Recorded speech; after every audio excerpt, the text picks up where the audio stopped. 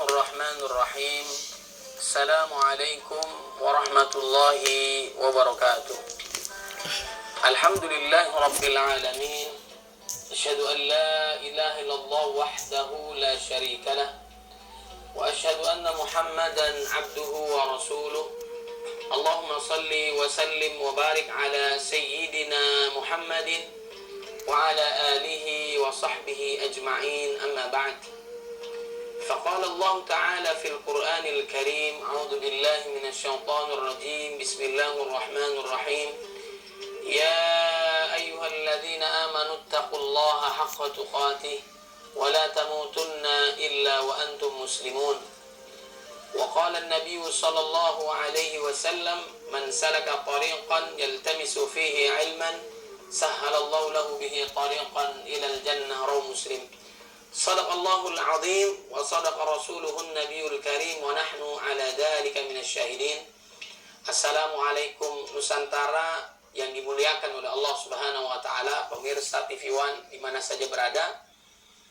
Pada kesempatan kali ini kita akan membahas tentang keteladanan Nabi Muhammad sallallahu alaihi wasallam. Sebagaimana di dalam surat Al-Ahzab ayat 21. A'udzu billahi minasyaitonir rajim. Bismillahirrahmanirrahim. Laqad kana lakum fi Rasulillahi uswatun hasanatun liman kana yarjullaha wal yawmal akhir wa dzakarallaha katsira.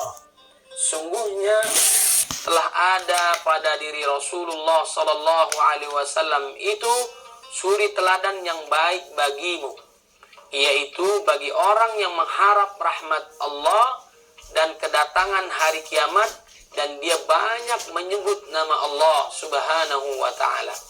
Jadi Nabi Muhammad sallallahu alaihi wasallam dijadikan teladan oleh Allah Subhanahu wa ta'ala untuk kita semua.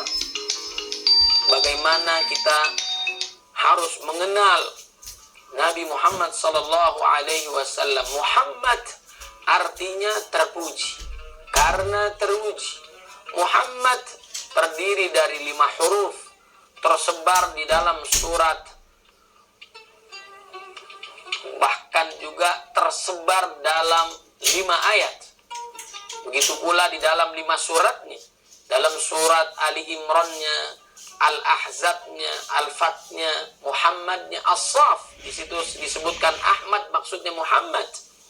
Ini sosok yang luar biasa. Apabila seseorang disebutkan di dalam Al-Quran, maka itu sangat istimewa, diabadikan oleh Allah Subhanahu wa ta'ala untuk dijadikan teladan untuk kita. Ataupun memang ada juga yang nama yang disebutkan oleh Allah Subhanahu wa ta'ala di dalam Al-Quran itu contoh yang sangat buruk, disebutkan pula di dalam Al-Quran. Makanya kalau macan wafat atau mati meninggalkan belang, kalau gajah mati meninggalkan gadingnya, kemudian kalau manusia meninggal, dia meninggalkan namanya. Nah, ini nama jangan sembarang. Nama adalah sebuah doa dari orang tua untuk kita. Bahkan nama yang diabadikan di dalam Al-Quran pun itu ada yang sangat istimewa, ada juga yang sangat buruk. Jangan sampai salah kita. Kita mengenal Fir'aun, ada di dalam Al-Quran. Alhamdulillah sampai saat ini mungkin kita belum pernah mendengar ada orang yang namanya Fir'aun, Qarun, Haman. Alhamdulillah kita tidak mendengarkan itu. Ada contoh yang sangat buruk. Ada juga contoh-contoh yang sangat baik, yaitu salah satunya adalah Nabi Muhammad sallallahu alaihi wasallam. Sebagaimana yang pertama di dalam surat Ali Imran ayat 144-nya disebutkan nama Nabi. Kalau Allah Subhanahu wa ta'ala memanggil Nabi Muhammad sallallahu alaihi wasallam dengan istilah Nabi, ya ayuhan Nabi, atau ya ayuhar Rasul, atau Muhammadun Rasul, dan sebagainya. Karena Allah memuliakan nabinya yang sangat istimewa ini. Di dalam surat Ali Imran ayat 144 Allah berfirman, "Wa ma Muhammadun illa rasul." Muhammad itu tidak lain hanyalah seorang rasul. Dia adalah utusan Allah Subhanahu wa taala. Kemudian di dalam surat Al-Ahzab ayat 40, "Maka Muhammadun aba ahadim mir rijalikum walakin Rasulullahi wa khataman nabiyyin wa kana Allahu bikulli syai'in alima." Muhammad itu sekali-kali bukanlah bapak dari seorang laki-laki di antara kamu, tetapi dia adalah Rasulullah dan penutup nabi-nabi, dan adalah Allah Maha mengetahui segala sesuatu. Nah, ini panggil Nabi Muhammad sallallahu alaihi wasallam sebagai utusan Allah Subhanahu wa taala. Begitu pula kita perhatikan di dalam surat Al-Fat ayat 29-nya. Muhammadur Rasulullah walladzina ma'ahu asyidda'u 'alal kuffar ruhama'u bainahum. Muhammad itu adalah utusan Allah, dan orang-orang yang bersama dengan dia adalah keras terhadap orang-orang kafir, tetapi berkasih sayang sesama mereka. Itulah sahabat-sahabat Nabi Muhammad sallallahu alaihi wasallam.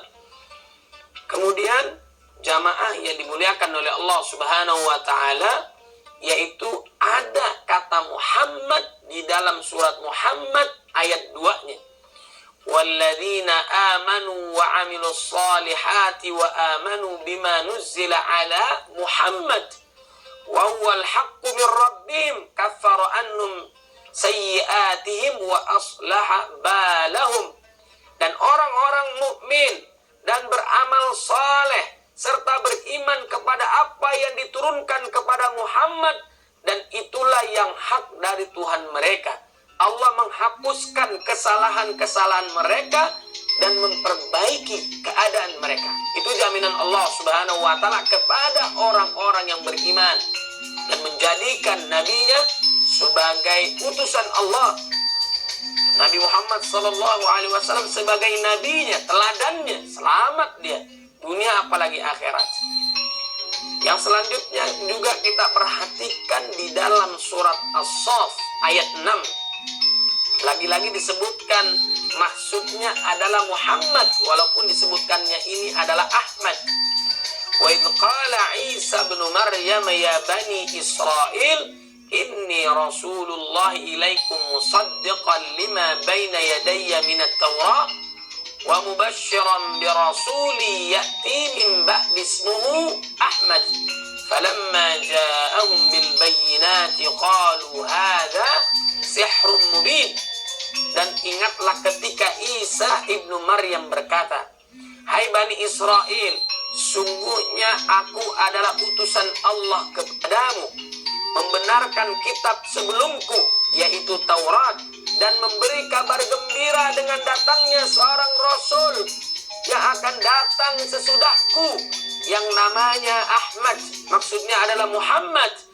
Maka tatkala Rasul itu datang kepada mereka dengan membawa bukti-bukti yang nyata, mereka berkata, ini adalah sihir yang nyata. Nah, itu terasa di saat kedatangan Nabi Muhammad SAW. Ada yang beriman, ada yang mengingkari Nabi Muhammad SAW.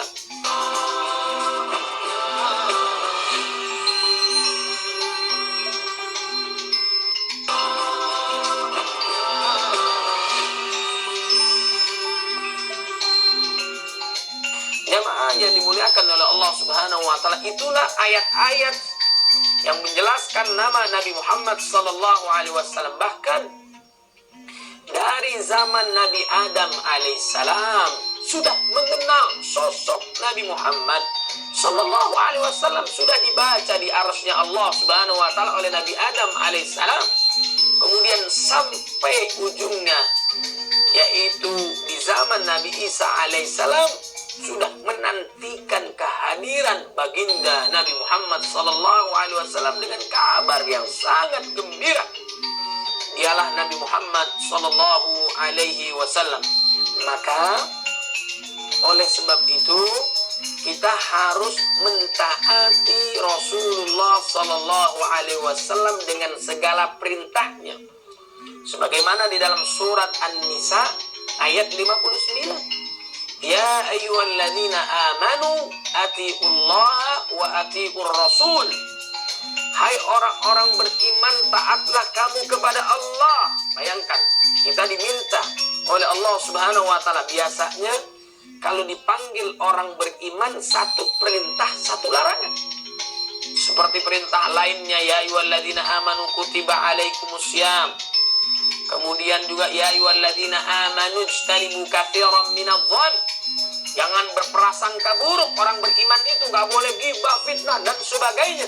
Nggak boleh memakan riba. Itu peringatan dari Allah Subhanahu wa taala yang kembali diingatkan oleh Nabi Muhammad sallallahu alaihi wasallam, memberikan kabar gembira dengan surga dan balasannya, memberikan peringatan kepada manusia akan kedahsyatan hari akhir, kedahsyatan siksaan Allah yang sangat pedih dengan nerakanya dan sebagainya.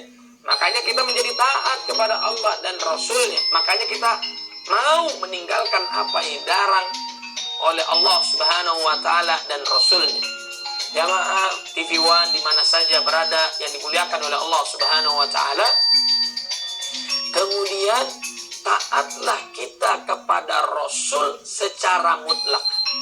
Wa atiur Rasul. Ya, taat kepada Rasul pun mutlak. Apa yang diperintahkan oleh Allah sama dengan yang diperintahkan Nabi. Allah mengangkat namanya wa rafa'na laka dzikra.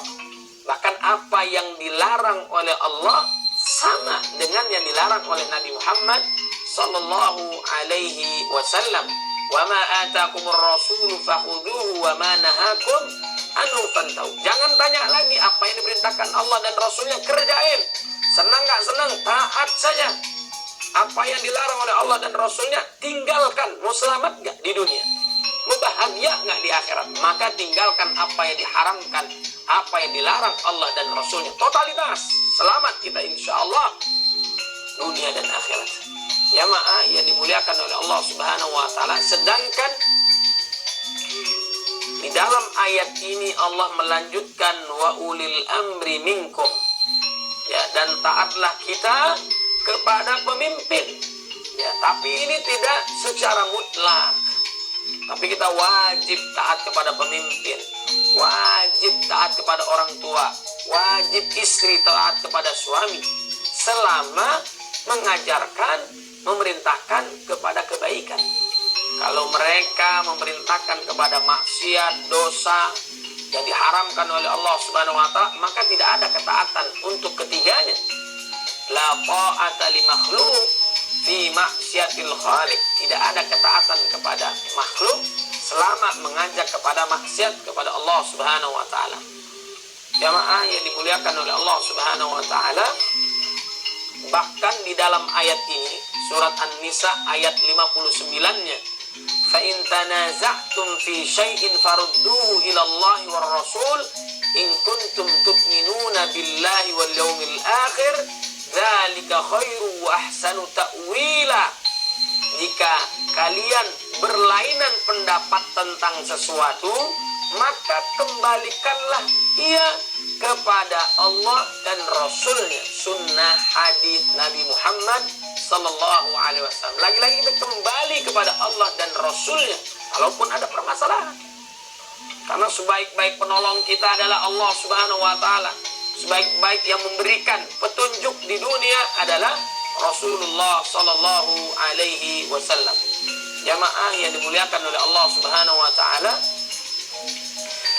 Allah Subhanahu wa taala memuji ciptaannya sendiri sebagaimana di dalam surat Al-Qalam ayat 4-nya. Allah memuji ciptaannya sendiri, yaitu Nabi Muhammad sallallahu alaihi wasallam. Wa innaka la'ala khuluqin 'azim. Engkau mempunyai budi pekerti yang sangat agung. Istri Nabi Muhammad sallallahu alaihi wasallam ditanya oleh para sahabat, bagaimana akhlak Nabi? Kana khuluquhul Quran. Akhlak Nabi adalah Al-Quran yang berjalan. Al-Quran yang berjalan. Itulah Nabi Muhammad sallallahu alaihi wasallam. Di antara keistimewaan Nabi Muhammad sallallahu alaihi wasallam dengan akhlaknya yang sangat mulia. Bahkan dunia 2/3 dikuasai oleh Islam karena hidayah Allah, karena perjuangan Nabi, karena akhlak Nabi Muhammad sallallahu alaihi wasallam. Pada saat Nabi dakwah, ya, ada orang yang mengotorinya dengan kotoran. Nauzubillah min dzalik. Pernahkah kita dakwah seperti itu? Padahal Nabi dengan lembutnya, dengan akhlaknya yang sangat menawan, mulia, hebatnya luar biasa. Pernahkah kita dalam dakwah diludahi? Itulah Nabi Muhammad SAW, dibuli, dihina, fitnah, ghibah, dan sebagainya. Tapi siapa pertama kali orang yang menjenguk saat orang-orang yang membuli, menjelekkan Nabi, meludahi Nabi? Dia adalah Nabi Muhammad SAW. Dengan akhlak Nabi inilah menyebabkan seorang hamba Allah tadi beriman kepada Allah dan Rasulnya. Masya Allah, tabarakallah. Kemudian juga kebiasaan Nabi Muhammad SAW adalah menyuapi seorang kakek Yahudi yang sudah tua, giginya anggaplah tinggal 2, matanya buta. Dipapah makanan itu oleh Nabi dengan lemah lembut, baru dimasukkan ke dalam mulutnya. Dan ternyata orang Yahudi ini tidak tahu selama ini yang menyuapi adalah Nabi Muhammad SAW. Pada saat Nabi wafat, dia baru tahu karena diberitahukan oleh yang lain bahwa selama ini yang dibuli, yang dihina adalah Nabi Muhammad SAW, yang Nabi itu sendiri yang menyuapi orang tua ini. Masya Allah. Dengan sebab inilah hamba Allah ini yang tadinya tidak beriman menjadi beriman kepada Allah dan Rasulnya. Akhlak Nabi luar biasa. Kalau itu terjadi kepada kita, bagaimana? Apa yang harus kita lakukan? Kita menyuapi seseorang, orang ini malah menjelekkan kita, menghina kita, padahal kita sendiri yang menyuapi, kita sendiri yang memberikan minuman. Tapi karena dia nggak lihat apa yang kita lakukan, minimal kita ambil kopi sianida, kita racuni dan sebagainya. Semoga dia tenang dalam sisinya. Itulah bedanya kita dengan Nabi Muhammad SAW.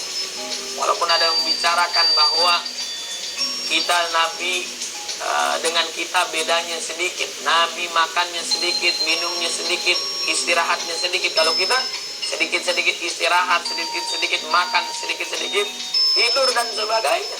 Nah, inilah bedanya kita dengan Nabi.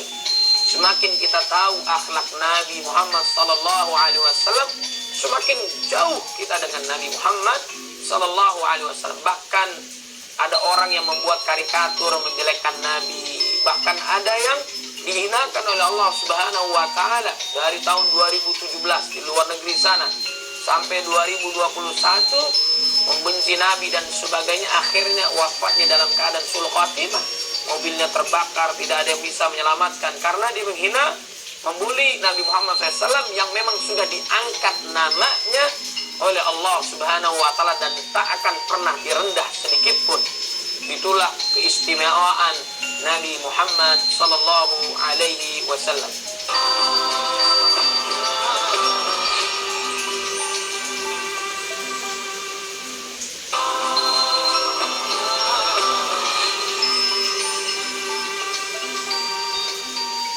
Jamaah yang dimuliakan oleh Allah Subhanahu wa Ta'ala, di antara keistimewaan Nabi dibandingkan dengan Nabi yang lain, yang pertama adalah saat Nabi ditinggalkan oleh orang yang sangat dia sayang, yaitu istrinya Khadijah, pamannya Abu Talib yang menjaganya selama ini. Kalau di luar pagar, Abu Talib pamannya yang sangat sayang, yang kecintaannya melebihi daripada anaknya.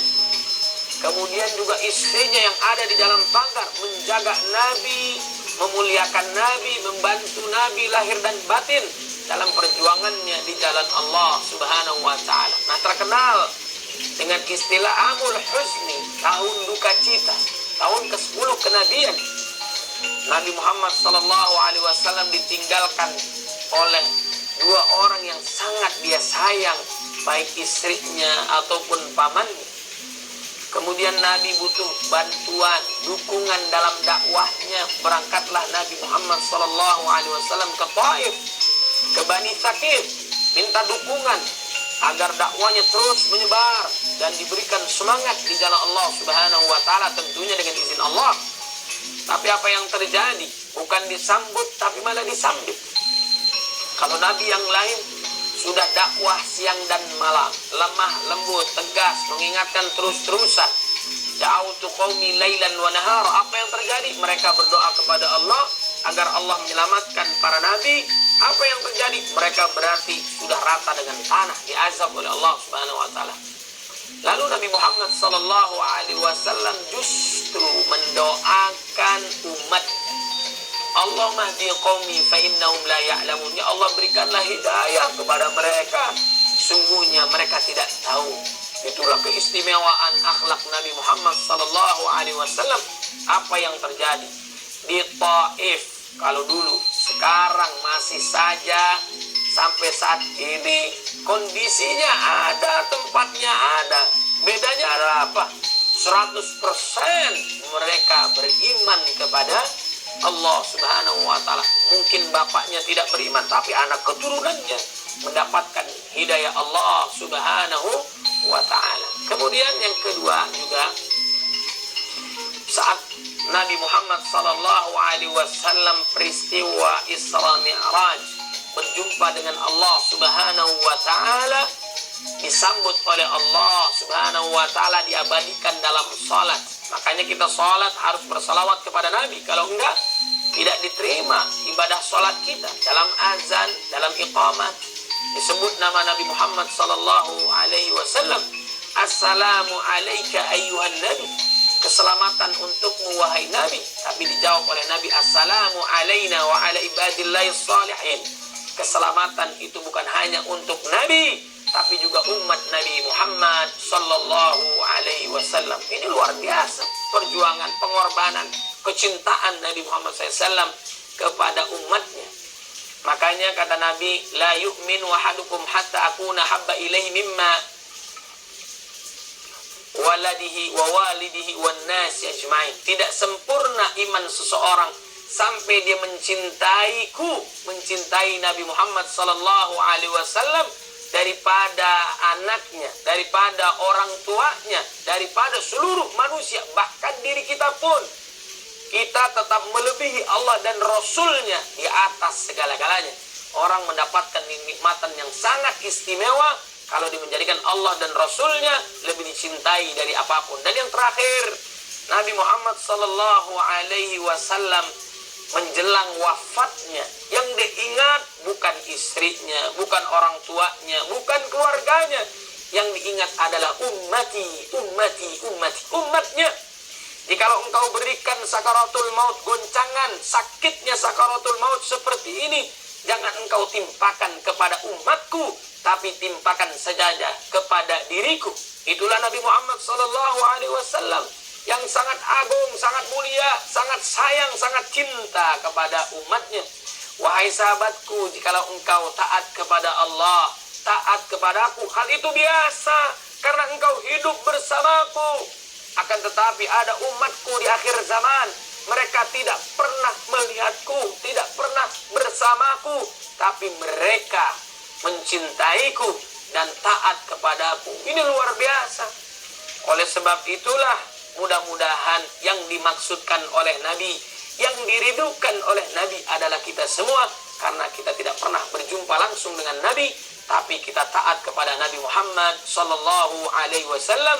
Qul in kuntum tuhibbunallah fattabi'uni yuhibbukumullah ighfir lakum dzunubakum. Jika kalian mencintai Allah, maka ikutilah Nabi Muhammad sallallahu alaihi wasallam, niscaya kalian diampuni oleh Allah, niscaya kalian disayang oleh Allah Subhanahu wa taala. Mudah-mudahan Allah jadikan kita menjadi umat yang terbaik sebagaimana yang diinginkan oleh Nabi Muhammad sallallahu alaihi wasallam. Aqulu qouli hadza wa astaghfirullah li wa lakum. Mudah-mudahan bermanfaat. Mohon maaf lahir dan batin. Assalamualaikum warahmatullahi wabarakatuh.